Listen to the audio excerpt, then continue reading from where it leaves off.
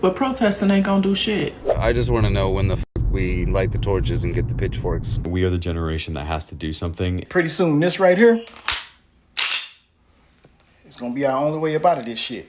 I think I'm willing to die for this. We can't wait till November. There's no waiting to the ballot box. We need to get to the bullet box. I'll be brutally honest, I see an insurgency brewing.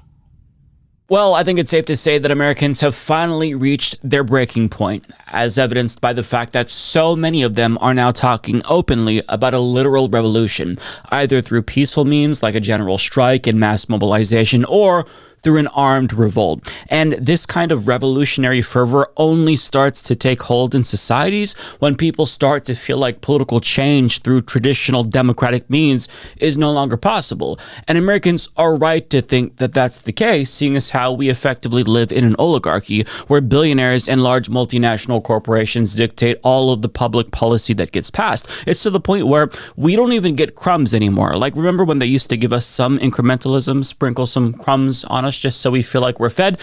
They're not even doing that anymore. And just to give you a recent example of how bad things are, look at this headline from the New York Times, which reads, EPA to stop considering lives saved when setting rules on air pollution. In a reversal, the agency plans to calculate only the cost to industry when setting pollution limits and not the monetary value of saving human lives, documents show. I mean, what is there to even say anymore? It's a little too on the nose even for America.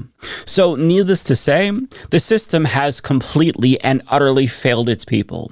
Other governments throughout history have faced popular uprisings after they weren't able to adapt to the changing needs of its people fast enough. But I mean, in this late-stage capitalist hellscape that we're living in, they're not even trying to adapt. In fact, they're openly defying the masses by cutting our social safety nets even more to pay for more tax cuts for the rich. It's like they're spitting in the faces of a population that is already pissed off.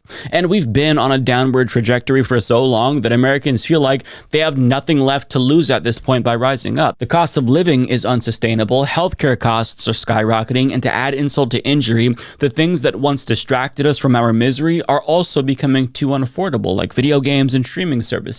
So when people no longer have an outlet, bread and circus, if you will, to keep them entertained, when they have no escape, no community, no hope, they begin to fixate on how bad things are, and eventually their anger begins to fester, and it reaches the point where they become consumed with rage and can only think about how much they hate the people in power who are responsible for all of their pain and suffering. And you really get a sense of that feeling of despair and hopelessness from these social media posters. Fuck this goddamn country, this stupid fucking country that we live in, this dumb fucking world that we live in. In what fucking universe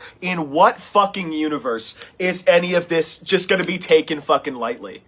All we do is work to barely get by. We pay our bills, we pay our rent, and we scrape up the pennies to try to put food on our table. We are not living a dream. We live in the worst nightmare we ever could imagine, and tomorrow's gonna be worse. If we all stand together and say, you know what? It isn't going to get any better. Stop every fucking thing. I don't give a fuck what it is.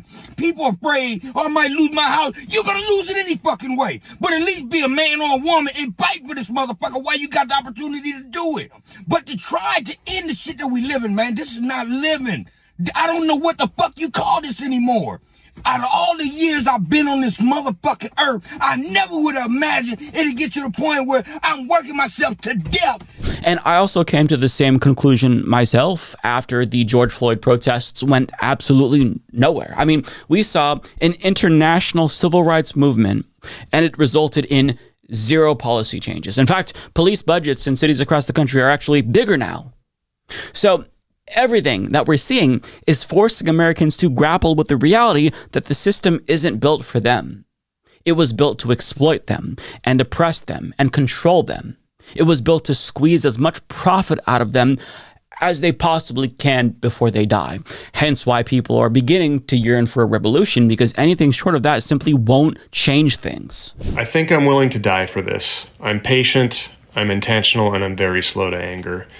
And if I'm here, I believe that I'm not alone. I would be willing to wager that anybody else who's paying attention is right here with me. I think the people are ready. We're attending record-breaking rally after rally across the country, even the world, but we lack a clear plan beyond basically complaining in all its forms. Why in a country of 341.7 million people can we not find a single voice directing us towards liberty and justice for all? Our senators, our congressmen, our elected representatives represent the highest bidder, not us. The good people in this country aren't asking for another peaceful protest that fizzles out by Monday. We're not asking for catchy slogans or edgy t-shirts.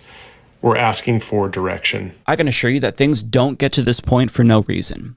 Regardless if you agree or disagree with what they're saying, it's important to understand that this doesn't happen in a vacuum.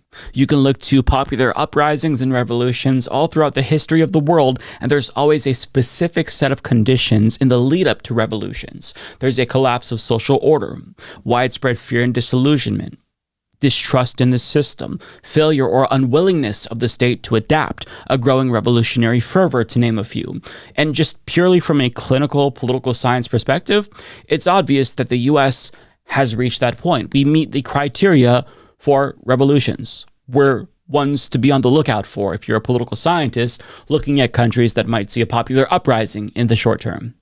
It's obvious that the US has reached that point. It doesn't mean that Americans will definitely revolt, but the signs are there, and government officials need to take it seriously if they don't want that to happen. They need to meet the needs of the people if they don't want that to happen. And the thing to keep in mind is that, as wonderful as it sounds to be free from the clutches of the evil American empire, not all revolutions are successful. Sometimes it really depends on how the state responds to it. If they try to address the demands of the revolutionaries, that could quell the revolutionary zeal. If they try to crush the revolution through force with violence, that could also lead to revolutionary failure, or it could spiral into a civil war. But even successful revolutions where they overthrow their government sometimes creates power vacuums where bad actors rise and come to power, and sometimes that new regime ends up being even more repressive than the last one. And these are all obvious risks that are considered by societies before they choose to actually revolt, which is why there's always so much hesitation and wariness and deliberation beforehand. But I mean, for them to know all of these possibilities and for it to get to that point where they're willing to take that chance and roll the dice, they really have to feel like their current situation is untenable and they can't take it any longer, and that they have no other choice but to revolt. And you really get the sense from a lot of Americans that that's where they are. They're in that state of mind. Despite the risks, they feel like arming themselves is the only way to survive the threat that they're facing. And this was exemplified in this interview from Status Coup. And they were talking to a protester in Minneapolis. And this was directly after Rene Good was executed. And what he says speaks to what I'm talking about here. And murdering people for trying to flee and for obeying a command to leave the area, and then shooting her in the face like that after she drops her kid off at school. We have to show up with guns. We have to. There's no other way around it. I don't care if I don't have a Minnesota carry permit. I'm unarmed right now, but this is the last time I show up to face these guys without a weapon. There's no way. I got shot with a pepper ball 5 minutes after walking in here. I never laid a finger on them. I never raised a hand to them. I've only been using my voice. The time for speaking is over. The time for niceties is over. The time for peace is over. They fired the first shot. It is time to end this shit by any means necessary. You're talking about, potentially going to a dark place in this country. Do you foresee... We're there. This is the dark place. This is the dark time. We have people being sent to Salvadorian concentration camps. We got other countries being raided for their oil. We're in the dark time. There's no way out of this. There's no voting our way out of this. We can't wait till November. There's no waiting to the ballot box. We need to get to the bullet box. That's the only way. If there was another way, I'd be advocating for it. I've spoken peacefully. I've marched peacefully. I marched without Sharpton. I marched on Washington. I've been peaceful. I've acted peacefully. The time for peace is over. The time for any means necessary is right now. But I want to share one last video with you from somebody who confirms that the Trump regime's repressive tactics have unquestionably set the stage for a domestic insurgency. And that's what he thinks is going to happen. That's what he thinks is already taking shape because of what we're seeing. And I think that what he says here is really important. I'll be brutally honest. I see an insurgency brewing. because the brutal fact of it is we are under paramilitary occupation. We are under police state occupation right now. ICE is an occupying force. Our own government has been sent to occupy our cities and terrorize the public. State-sponsored terrorism. That's literally what's happening. So what? Some of them do it in plain clothes, wearing level 4 flak vests and stuff like that under their clothes. Others do it in full tactical gear.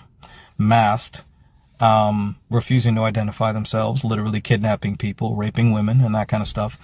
Literally ripping people out of their homes, kicking in doors, a direct violation of the First and Fourth Amendments. Refusing to comply with the law that says that ICE has no jurisdiction, no authority to detain American citizens. I could go on and on and on. They're lawless. They're straight up and down lawless. If local and state law enforcement in large part won't do anything about this, they won't rein them in, well, what do we do? Well, I think the only thing that I see coming, and it's not good, is I see a literal insurgency force brewing. You know, I see it. Why? I mean, how can I recognize that? I went to Fallujah, for crying out loud. ICE is not prepared to fight an insurgency. They'll lose. Now, the problem's going to come when they when they use the National Guard. That's going to be a problem for them, not the insurgency. Because the National Guard are people who live in the community. They're not going to be willing to turn their weapons on the civilian populace, and they're not going to, no matter how much they're briefed. A people determined to be free, you can't defeat a people like that. Ask the Russians when they tried to conquer Afghanistan.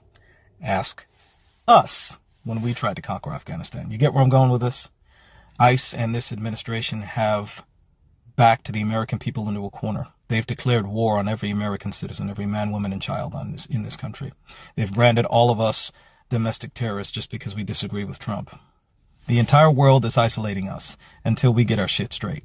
And the only way this shit is ever going to get straight, since politicians, yes, on both sides, Democrats and Republican, are both in on it, it's going to take an insurgency to get us free. Yeah. And for the record, you didn't see him say this since I had to edit down his video for time. But if you watch the full thing, which I'll also link to down below, he says multiple times that he's not advocating for violence and he doesn't want there to be an insurgency, but he just feels like that's an inevitability at this point because of the climate that we're in. But in conclusion, I sincerely hope that the country doesn't devolve further into a state of violence, but I fear, like the guy we heard from, that is indeed a possibility since the regime refuses to de-escalate.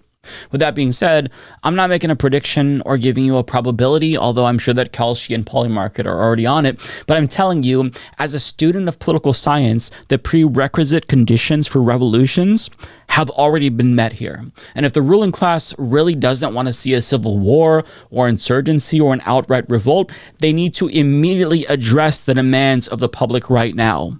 They know what we want, they know what we need, and they need to address them right now. Not in November, not in 2028, but right now. 大家好，我是主播周玉琴。很多的朋友告诉我们，选择原版的太阳星全效克菲尔益生菌，它添加有羽衣甘蓝，健康再加分。